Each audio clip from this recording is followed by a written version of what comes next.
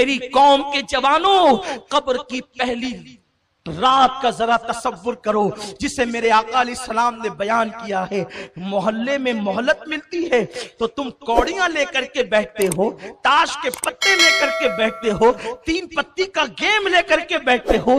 اللہ نے تمہیں اس لیے پیدا نہ کیا، خدا نے تو تمہیں قبر کو سنوارنے کے لیے، قبر کو جنت کے باغوں میں سے ایک باغ بنانے کے لیے پیدا کیا ہے۔ آقا علیہ السلام فرماتے ہیں قبر کی پہلی رات ایسی دردناک ہوتی ہے کہ مردے کو قبر چاروں طرف سے یوں دباتی ہے کہ اس کی پسلیاں ایک دوسرے میں مل جاتی۔ اور میرے آقا صلی اللہ علیہ وسلم نے صحابہ کو تصور دلانے کے لیے فرمایا، اپنے دونوں مبارک ہاتھوں کو یوں لیا اور فرمایا کہ جب قبر انسان کو دباتی ہے تو اس کی دونوں پسلیاں یوں آپس میں مل جاتی ہے۔ پسلی پر تھوڑی سی مار لگتی ہے تو ہم بے چین ہو جاتے ہیں۔ اے میری قوم کے جوانوں، گناہ کرنے والوں، اللہ کو ناراض کرنے والوں، رب کو غضب کی دعوت دینے والوں، ذرا سوچو اگر صرف قبر کا دبانا ہی ہوتا اندر تو یہی عذاب ہمارے لیے کافی تھا۔ قبر دباتی ہے اور پسلیاں ایک دوسرے میں آپس میں مل جاتی ہیں۔ بیٹوں کا حال کیا ہے؟ بیٹیوں کا حال کیا ہے؟ کائنات میں سب سے زیادہ اگر کوئی کسی سے پیار کرتا ہے تو ماں اپنی اولاد سے پیار کرتی۔ جب بیٹے کو دفن کر دیا جاتا ہے تو بھی ماں اپنے پلوں سے آنسو پوچھتی ہے، لیکن جب بھاتی کا لقمے سامنے آتے ہیں تو وہ بھی 2 لمحے کے لیے اپنے مرحوم بیٹے کو بھول جاتے۔ لوگ تمہاری بھاتی کھا رہے ہوتے ہیں اور ادھر مردے کو قبر دبا رہی ہوتی ہے۔ قبر کو، آخرت کو بھول کر اپنی طبیعت کے مطابق زندگی گزارنے والوں، ذرا بتاؤ قبر کی اس تاریک وادی میں کون کام آئے گا؟ میرے آقا صلی اللہ علیہ وسلم فرماتے ہیں انسان کے مختلف دوست ہیں۔ انسان کا دوست مال ہے، انسان کے دوست اولاد ہیں، انسان کے دوست احباب ہیں، انسان کے دوست اعمال ہیں۔ مال کا حال تو یہ جیسے روح جسم سے نکلی ویسے ہی مال پرایا ہو گیا، وارثوں کا ہو گیا۔ دوستوں کا حال یہ قبر تک لایا اور چھوڑ کر کے ایسے چلے گئے جیسے پہچانتے ہی نہ تھے۔ لیکن اعمال انسان کی قبر تک جاتے ہیں۔ ہائے مسلمان، تو نے ان لوگوں سے دل لگایا،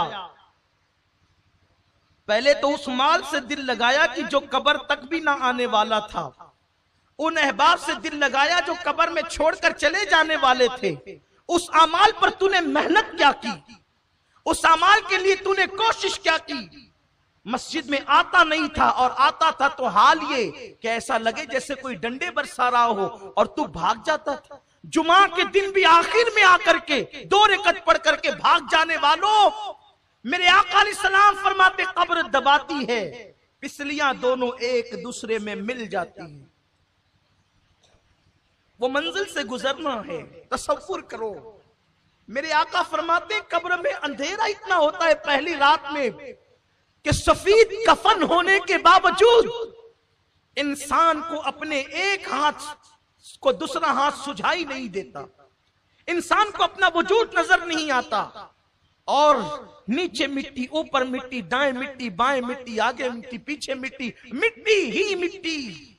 اور اس کے بعد پھر اس پر عذاب قبر یوں مسلط کیا جاتا ہے۔ یہ کسی لیڈر کا قول نہیں کہ مسکرا کر کے بھلا دو، یہ کسی مولوی کا کہنا نہیں کہ شک کر سکو، یہ اس رسول کا فرمان ہے جو زمین پہ بیٹھ کر عرش پر نظر رکھتا ہے، یہ اس رسول ہاشمی کا فرمان ہے جس کی نگاہ سے خدا کی ذات نہ چھپی، اس کی نگاہ سے قبر کی بات کیا چھپ سکتی ہے۔ وہ عالم ما کان وما یکون رسول جسے اللہ نے معلم کائنات، معلم انسانیت بنا کر کے مبعوث فرمایا، اس رسول کا فرمان ہے کہ ابھی قبر کی تاریکی چھٹتی بھی نہیں ہے کہ انسان پر عذاب قبر یوں مسلط ہوتا ہے کہ انسان جن جن چیزوں سے دنیا میں ڈرتا تھا وہ ساری چیزیں اس کی قبر میں بھیجی جاتی ہے جو اس کو ڈرا کر کے دہشت زدہ اور وحشت زدہ کرتی ہے۔ مثال کے طور پر دنیا میں کتے سے ڈرتا تھا تو کتے قبر میں آ کر اس کو ڈراتے ہیں، چپکلی سے ڈرتا تھا تو چپکلیاں ڈراتی ہے، چوہے سے ڈرتا تھا تو چوہوں کو بھیجا جاتا ہے اور وہ اس کو ڈراتے ہیں۔ سوچو گلی کے کونے پر کھڑے ہیں اور کتا آ جائے تو ہم دور بھاگتے ہیں، قبر کے اندر جب اس طریقے سے کتوں کو، چوہوں کو، چپکلیوں کو، سانپوں بچھوؤں کو جب مسلط کیا جائے گا تو اس 2 گز زمین میں جہاں پر کروٹ بدلنے کے لیے جگہ نہیں ہے وہاں سے کہاں بھاگو گے؟ چیخو گے، آواز کہاں تک پہنچے گی؟ چلاؤ گے، آواز کہاں تک جائے گی؟ مسلمان تو کتنا نادان ہے، تجھے اللہ نے محمد الرسول اللہ جیسا نبی عطا کیا، تجھے اللہ نے قرآن مقدس جیسی کتاب عطا کی، تجھے اللہ نے اللہ اکبر ہدایت یافتہ بندوں کا دامن عطا کیا اولیاء کرام کا، لیکن تو نے دنیا دنیا دنیا اور دنیا کی موج مستی میں اپنا وقت ایسے گزار دیا کہ تو نے آخرت کی کوئی فکر نہ کی، قبر کی کوئی پرواہ نہ کی۔ ہاں اگر تجھے وقت ملتا تو تو گناہوں میں ڈوب جاتا۔ تو نے آخرت کے لیے کیا کیا؟ تو نے قبر کے لیے کیا کیا؟ اللہ کے پیارے حبیب غیب دا نبی صلی اللہ علیہ وسلم فرماتے ہیں مردہ اسی سے ہراساں ہوتا ہے، پریشان ہوتا ہے کہ اس کے پیر کی طرف سے عذاب آتا ہے، اس کے سر کی طرف سے عذاب آتا ہے، اس کے کانوں کی طرف سے عذاب آتا ہے، اس کے ہاتھوں کی طرف سے عذاب آتا ہے اور چو طرف سے عذاب آ کر کے اس کو اپنی لپیٹ میں لے لیتا ہے۔ اللہ کے پیارے حبیب غیب دا نبی صلی اللہ علیہ وسلم فرماتے ہیں حال یہ ہوتا ہے کہ اگر اس نے ایک وقت کی نماز کبھی جان بوجھ کر جاگتے میں قضا کر دی تھی، چھوڑ دی تھی، تو ایک وقت کی نماز چھوڑنے کے بدلے میں اس پر 99 سانپ مسلط کیے جاتے ہیں، جس میں سے ایک ایک سانپ کی طاقت کا عالم یہ ہے کہ اگر وہ کسی پہاڑ پہ ڈنک مارے تو پہاڑ ریزہ ریزہ ہو جائے، اگر وہ دنیا میں پھنکار دے تو اس کی پھنکار کی گرمی سے دنیا کے سارے انسان مر جائیں۔ ایسے 99 سانپ اس مردے پہ مسلط کیے جاتے ہیں۔ اس کے بعد ایک فرشتہ جو آنکھ سے دیکھتا نہیں، جو کان سے سنتا نہیں، جو زبان سے بولتا نہیں، گونگا بہرا اندھا فرشتہ اس پہ مسلط کیا جاتا ہے، اور نماز چھوڑنے کی وجہ سے صرف ایک گوزا جب وہ اس کے وجود پہ مارتا ہے تو وہ ایسے پس جاتا ہے جیسے چنے پہ ہتھوڑا مارنے سے چنا پس جاتا ہے۔ رات کے 2-2 3-3 بجے تک جگ کر کے نماز فجر ترک کرنے والوں، ذرا اس چابک اور اس گوزے کا تصور کرو، سوچو اور غور کرو کہ کیا یہ نازک وجود، یہ چھوٹا سا جسم کیا اللہ کے عذاب کو برداشت کر سکے گا؟ کیا رب تبارک و تعالیٰ کے عذاب کو برداشت کر سکے گا؟ نہیں اور ہرگز نہیں۔ تو پھر یہ رنگریلیاں کیوں ہیں؟ یہ طبیعت کے مطابق زندگی کیوں ہے؟ یہ گھروں پہ لگے ہوئے تمہارے اینٹینے، یہ اینٹینے نہیں، یہ ایریل نہیں، یہ جہنم کے سامان ہے۔ تمہارے گھروں کی رنگین ٹیویاں جو تمہیں ڈش لگانے پہ مجبور کرتی ہے، تمہارے بچے جو تمہیں مجبور کرتے ڈش لگانے پر، اس میں 100 سے زائد چینل پر گندی ننگی اور آوارگی کی فلمیں دیکھنے والوں، یہ صرف تمہیں نہیں بلکہ تمہاری پوری اولاد کو جہنم کا ایندھن بنانے کے لیے راہ جہنم پر لے کر کے جا رہے ہیں۔ خدا را ذرا اپنے حال پہ رحم تو کرو۔ اگر یہ کہا گیا ہوتا کہ 1 سال کے بعد موت آئے گی تو شاید ہم 1 سال پہلے سدھر جاتے، 10 سال کے بعد موت آئے گی تو ہم 10 سال پہلے سدھر جاتے، لیکن موت نے تو کوئی وقت نہ دیا، کسی کو موقع نہ دیا۔ موت کب آئے گی، کیسے آئے گی، کس وقت آئے گی، کس حال میں آئے گی، اسے پر کوئی اطلاع کسی کو نہیں دی گئی۔ ٹی وی دیکھنے والوں، موبائل کو ہاتھ میں لے کر کے انٹرنیٹ پر گندے مناظر دیکھنے والوں، جس وقت تمہارے ہاتھ میں موبائل ہو اور اسی وقت اللہ نہ کرے تمہیں موت آ گئی، اس وقت جب تم گندے مناظر دیکھ رہے ہو یا فلمیں تم ننگی اور آوارگی کی دیکھ رہے ہو، اسی وقت تمہیں موت آ گئی تو تم اللہ کو کیا منہ دکھاؤ گے؟ مصطفیٰ جان رحمت صلی اللہ علیہ وسلم ارشاد فرماتے ہیں جس کو جس حالت میں موت آئے گی وہ قیامت کے دن اسی حالت میں اٹھایا جائے گا۔ اللہ کے حبیب صلی اللہ علیہ وسلم فرماتے ہیں بہت چھوٹی چھوٹی چیزیں جس کو لوگ سمجھتے ہیں اس پر بھی اللہ لوگوں پہ قبر میں عذاب فرمائے گا۔ میرے آقا علیہ السلام فرماتے ہیں کہ لوگ پیشاب کے چھینٹوں سے نہیں بچتے، اس بنیاد پر بھی اللہ ان کو عذاب قبر میں مبتلا کرے گا۔ اس حدیث کو پڑھنے کے بعد میں نے کتاب بند کی اور میں سوچنے لگا کہ اللہ کے حبیب صلی اللہ علیہ وسلم فرما رہے ہیں کہ اگر پیشاب کے چھینٹے پیروں پر آئیں اور لوگ پیشاب کے چھینٹوں سے نہ بچے تو بھی اللہ ان کو قبر کے عذاب میں گرفتار کرے گا۔ پیشاب تو اپنے پیٹ سے نکلی ہے،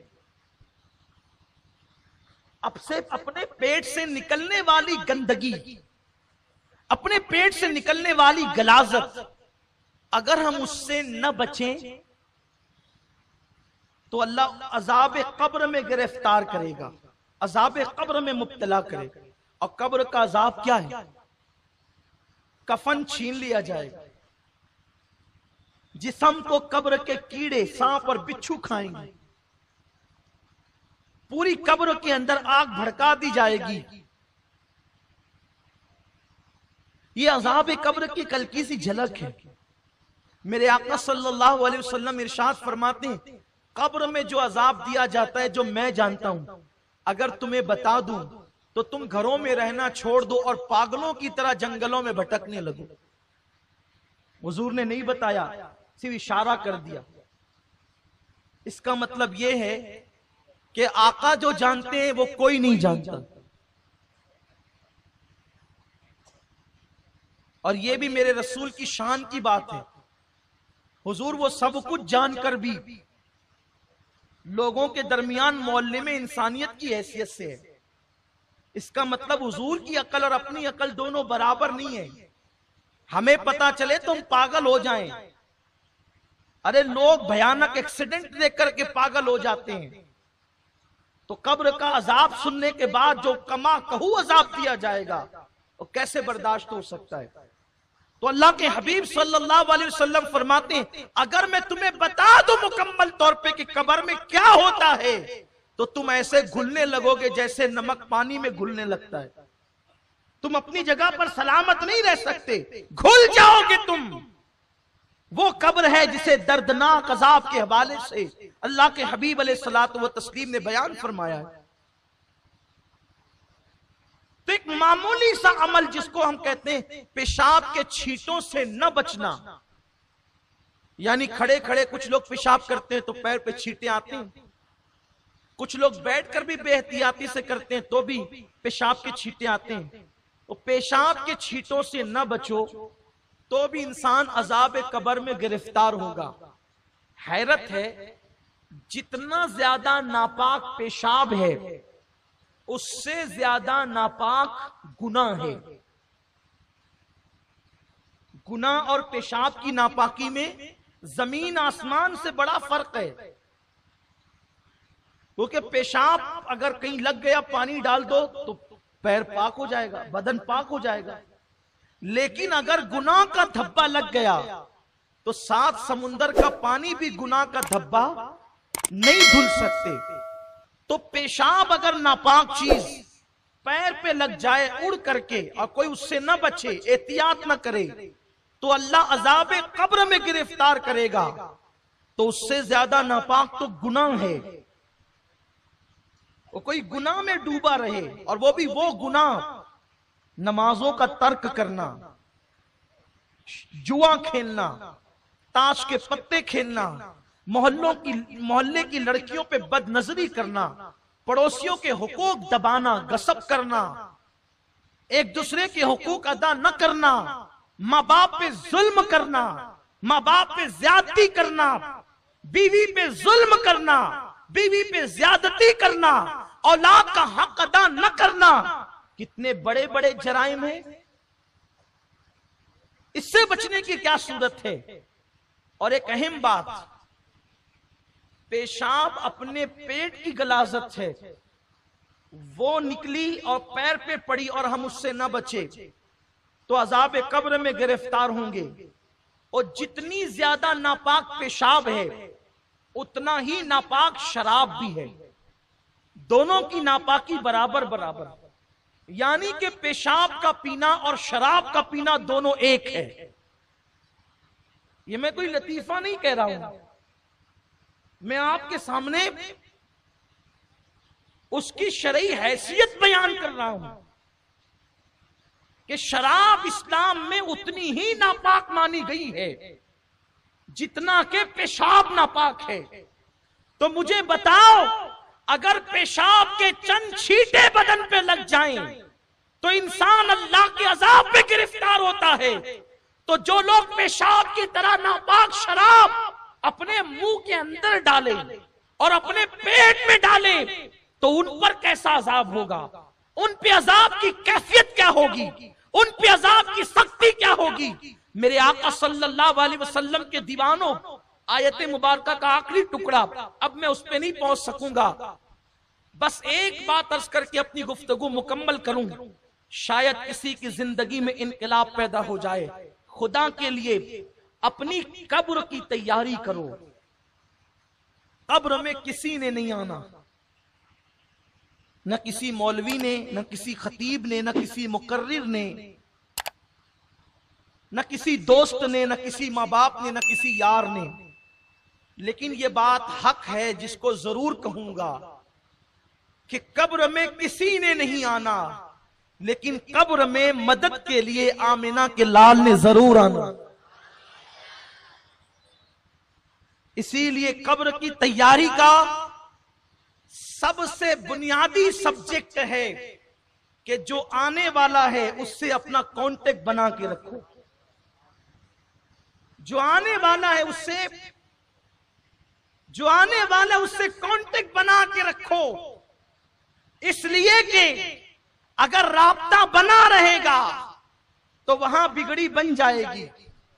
قبر اندھیری ضرور ہے، قبر میں تاریکی ضرور ہے، قبر میں سانپ اور بچھو ضرور ہیں، قبر میں عذاب ضرور ہے، قبر میں آگ ضرور ہے، قبر کا دبانا ضرور ہے، قبر کا بے قرار کرنا ضرور ہے، قبر کی وحشت ضرور ہے، قبر کی دہشت ضرور ہے، سب چیزیں حق ہیں، لیکن اس کے لیے ہے جس کی قبر میں آمد مصطفیٰ نہیں ہے۔ جہاں وہ آ جائے تو پھر اندھیرا کیسا، قبر میں لہرائیں گے تا حشر چشمے نور کے جلوہ فرما ہوگی جب طلعت رسول اللہ۔